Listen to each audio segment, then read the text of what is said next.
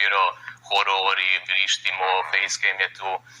A ja nikad nisam htio imati taj facecam, da bude To sam isto kao, zašto nisi, obično misliš neko mora biti facecam, tu moraju te ljudi vidjeti, odbijaš facecam, pojavi se samo slikica tvoja. Pa čak nema ni slikice, to je tu i tamo, kad je podcast nekakav i slično, da imamo takav format, grafika, vizuala, ali uglavnom facecam nisam htio više iz praktičnih razloga nego da se ja nisam htio prikazivati ili nešto tako, jer kad razmišljaš o tome, ok, kako ćemo ovo napraviti, a to što želim napraviti je jedan video dnevno ili 6 videa tjedno, onda gledaš, ok, šta možemo maknuti da se to dogodi.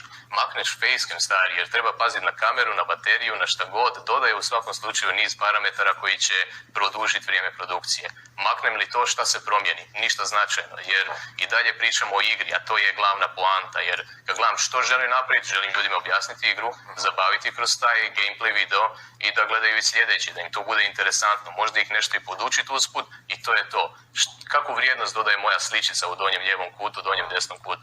Nikakvu praktično, jel? A meni otežava vrijeme produkcije. Ajmo to maknuti, nikad to ne imati.